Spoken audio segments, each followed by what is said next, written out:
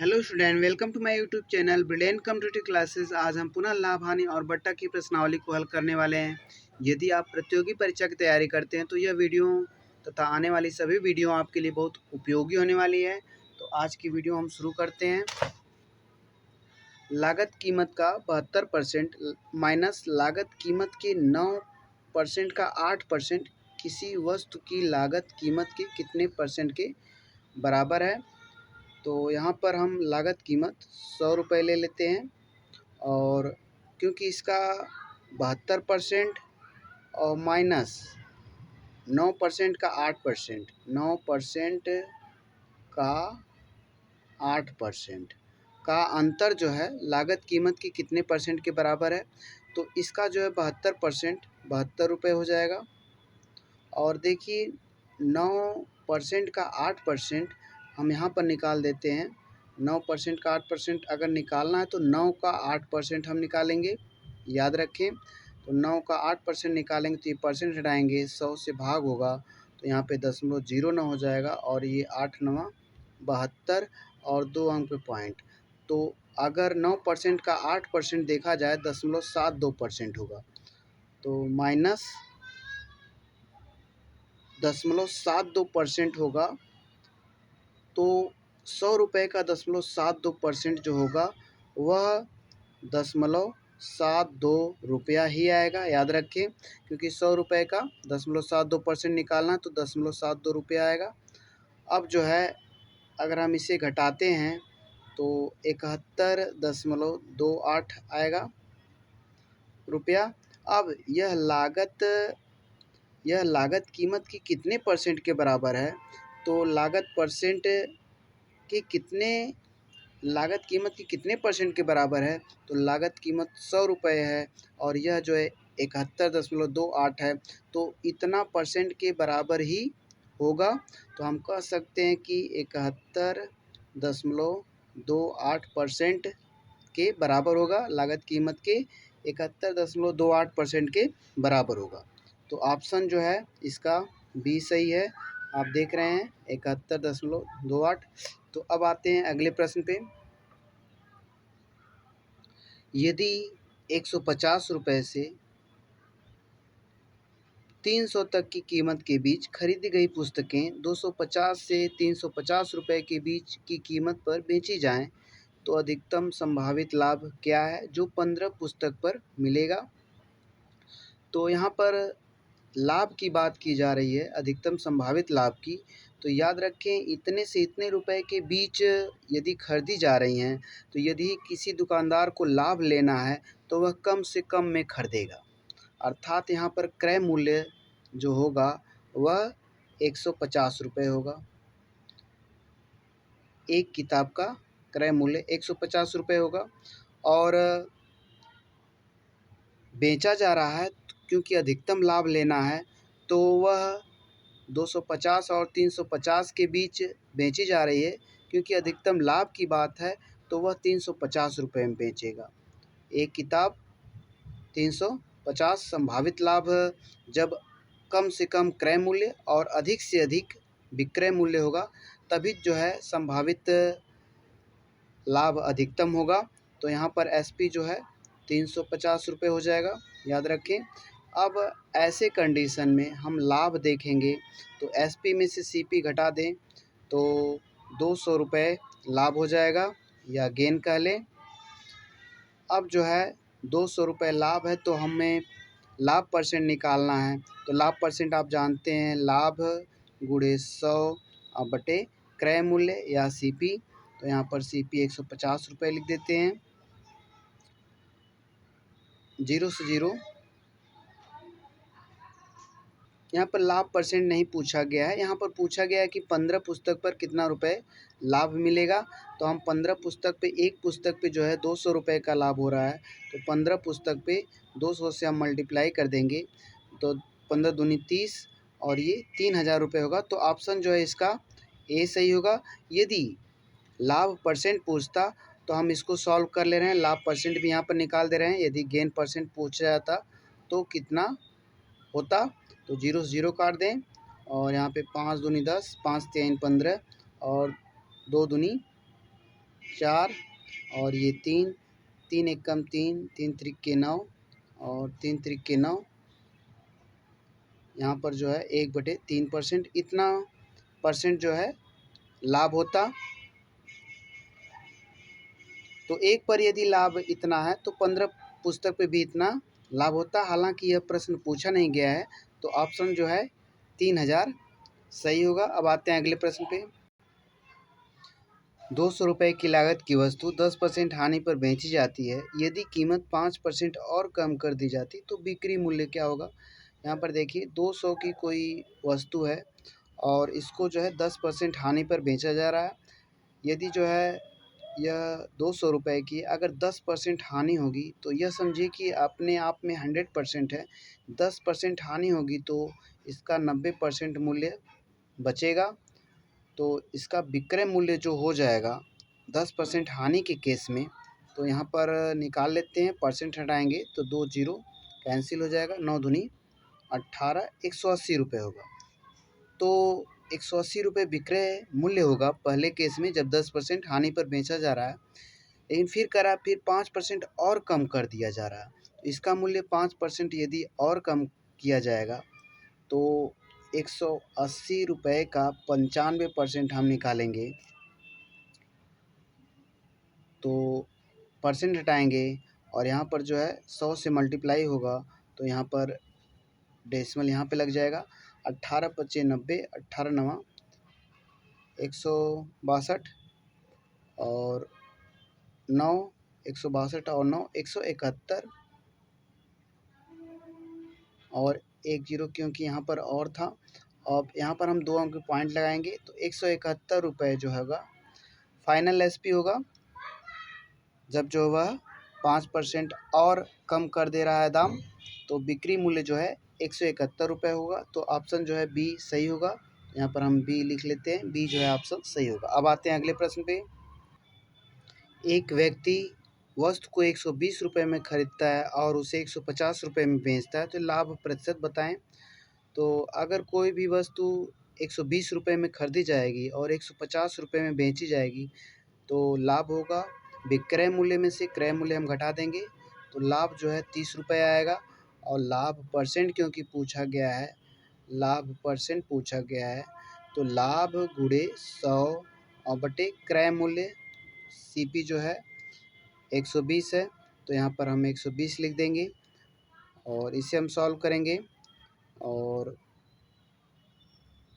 3 दहा में 30, 3 चौको 12 और यहाँ पर देखिए ये 100 है, 10 दहा में 100, तो 100/4 का मतलब 25% जो है यहाँ पर प्रॉफिट आएगी। तो ऑप्शन जो है सी सही होगा। तो अब आते हैं अगले प्रश्न पे। 680 रुपये का 20%, 15% एवं 10% क्रमिक बट्टा 680 रुपये का 25%, 12% तथा 8% क्रमिक बट्टे में कौन सा लाभदायक है। तो याद रखिए यदि ज़्यादा बट्टा मिलेगा तो ग्राहक लाभदायक होगा। तो यहाँ पर ग्राहक की बात की जा रही है। तो यहाँ पर देखते हैं अगर 680 का हम 680 पे गणना करेंगे तब भी सही है, या तो हम 100 रुपीज़ पे गणना करेंगे, कैलकुलेशन करेंगे, एक समतुल्य बट्टा निकालेंगे तो 100 रुपये पे आराम से निकल जाएगा। तो हम 100 रुपये पे गणना कर ले रहे हैं, दोनों का सेम आंसर होगा। तो देखिए हम यहाँ पे मान लीजिए कोई 100 रुपये की चीज़ है पहले केस में और उस पर जो है 20% डिस्काउंट हो रहा है, तो यह 80% बचेगा इसका दाम। और फिर जो है 15% अब फिर डिस्काउंट हो रहा है तो अब 85% बचेगा। और फिर जो है 10% डिस्काउंट हो रहा है तो अब 90% बचेगा। अब इसको हम सॉल्व करेंगे, ये परसेंट हटाएंगे, 2 जीरो कैंसिल कर दीजिए, ये परसेंट हटा दीजिए, 2 जीरो कैंसिल कर दीजिए। अब इसका क्योंकि अभी 1% और बचा है तो ये हटाएंगे तो 100 से भाग होगा तो यहाँ पे 0.09 हो जाएगा। तो आप देख रहे हैं कि 100 रुपये की सामान अगर इसका हम मल्टीप्लाई करें तो लगभग 61.20 होगा। 100 रुपये की सामान बट्टा के बाद 61 रुपये 20 पैसे की हो गई। तो अब हम बट्टा देखते हैं कितना परसेंट बट्टा होगा। हम 61.20 घटा देंगे तो यह आया 38.8% बट्टा। एक समतुल्य बट्टा होगा पहले पर। तो यह जो है पहला वाला बट्टा आया समतुल्य, और दूसरे पे हम निकाल लेते हैं। फिर 100 रुपये की सामान पर ही देखेंगे, या हम 680 रुपये की सामान पर भी कर सकते हैं, लेकिन ऐसे कंडीशन में ये आराम से नहीं निकलेगा। और दोनों जो है इससे भी आंसर आ जाएगा। तो याद रखिए, अगर 100 रुपये की सामान है, 25% का बट्टा दिया जा रहा है, तो 75% बचेगा इसका। और फिर जो है 12% डिस्काउंट फिर हो रहा है, क्रमागत बट्टा है तो अब इतने पे 12% बट्टा होगा, तो 88% बचेगा। 100 में से घटाते जाएंगे। अब जो है पुनः इतने पे पूरे पे जो फिर 8% बट्टा है, तो 92% बचेगा। अब इसको हम सॉल्व कर रहे हैं। अब यहाँ पर अगर परसेंट कैंसिल करेंगे तो 100 से डिवाइड करेंगे, यहाँ पर डेसिमल हो जाएगा, यहाँ पर भी ये हो जाएगा।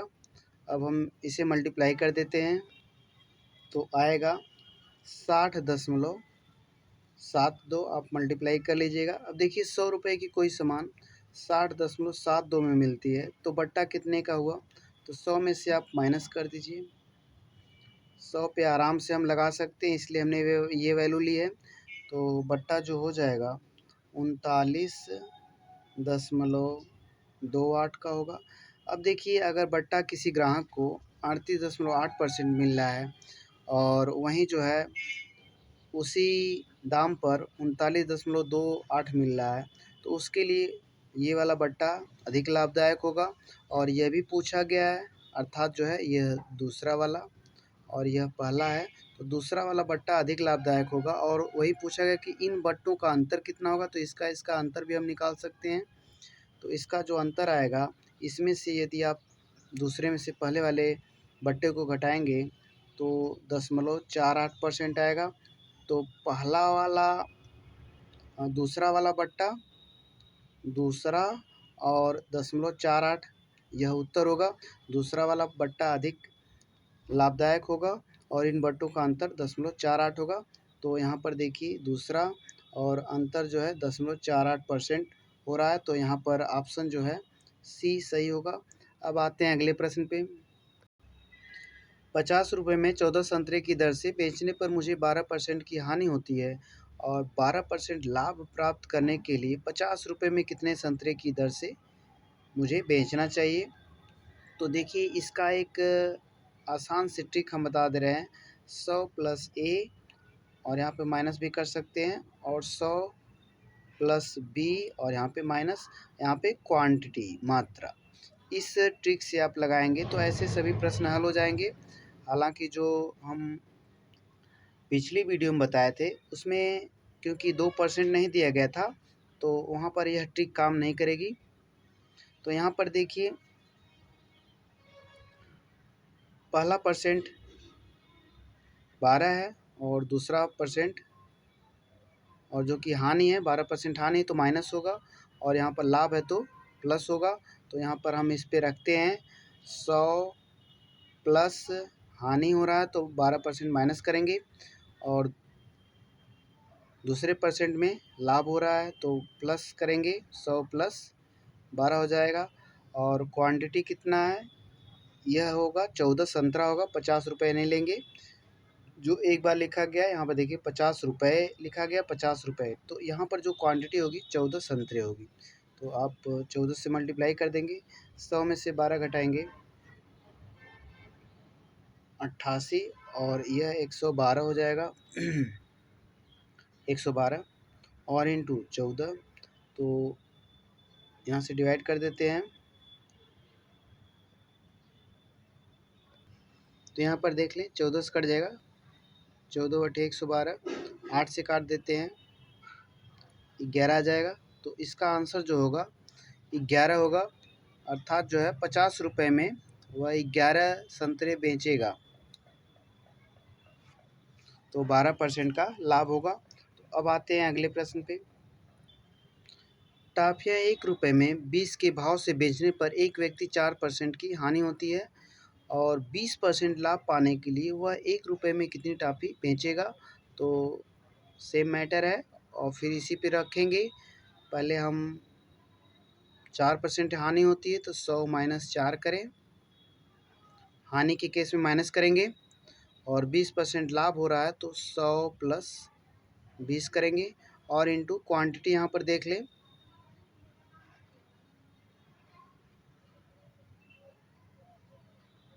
20 है तो यहाँ पर जो है हम 20 लिख देते हैं।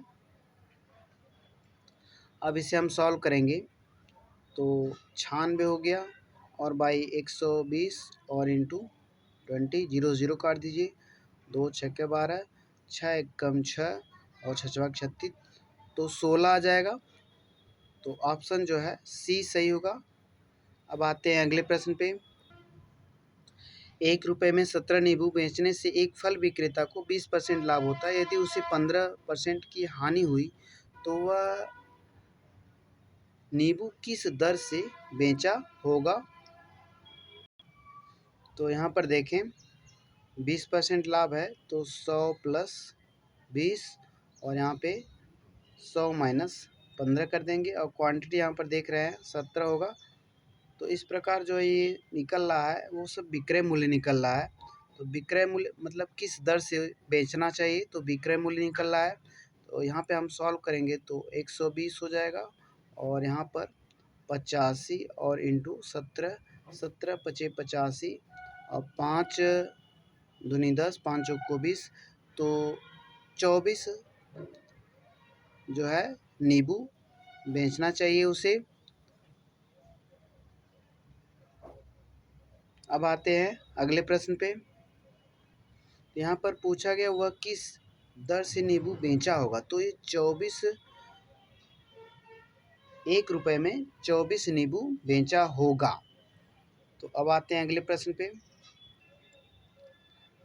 ए बी को एक वस्तु 20% लाभ पर बेचता है और बी उसे सी को 10% लाभ पर बेचता है।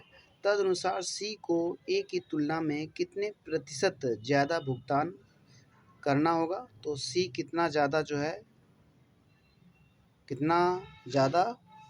प्रतिशत भुगतान वो करेगा सी ए की तुलना में। तो देखिए अगर हम 100 रुपये पे कैलकुलेशन कर रहे हैं, कोई वस्तु 100 रुपये की है तो यदि ए जो है बी को 20% लाभ पर दिया तो यहाँ पर हम इसका 100 का 120% निकाल ले रहे हैं तो 120 आएगा, याद रखें। तो यह ए का भुगतान हो गया और अब जो है यह बी पा गया। अब बी जो है उसे सी को 10% लाभ पर दे रहा है। अब बी दे रहा है तो बी दे रहा है सी को 10% लाभ पर। हालांकि बी पाया है 120 रुपये का, तो 10% 120 यहाँ पे लिख दें। 120 रुपये का पाया है और 10% लाभ ले रहा है तो 110% हम निकालेंगे 120 का। अब यह जो है इतने रुपए का सी को मिलेगा तो हम परसेंट हटाएंगे, 0 कैंसिल कर दीजिए। 11 दूनी 22, 11 एकम 11, 12 13, 132 रुपये का पाया। तो ए ने जो है ए तो 100 रुपये का ख़रीदा था। यहाँ पर ए का जो क्रय मूल्य था, ए ने 100 रुपये ख़रीदा था और उसने बी को दिया 120 रुपये का और बी ने जो है सी को दिया 132 रुपये का। तो यह पूछा गया है कि सी को ए की तुलना में कितना % ज़्यादा भुगतान करना पड़ेगा। तो देखिए जितना ज़्यादा होगा, क्योंकि यहाँ पर क्रय मूल्य ए का 100 रुपये है तो 100 रुपये से ये जितना ज़्यादा होगा उतना ही % भुगतान करना पड़ेगा। तो 32 ज़्यादा है 100 रुपये से, तो 32% ज़्यादा भुगतान करना पड़ेगा। तो ऑप्शन जो है यहाँ पे ए सही है। तो इस प्रकार आज की वीडियो समाप्त हुई। तो यदि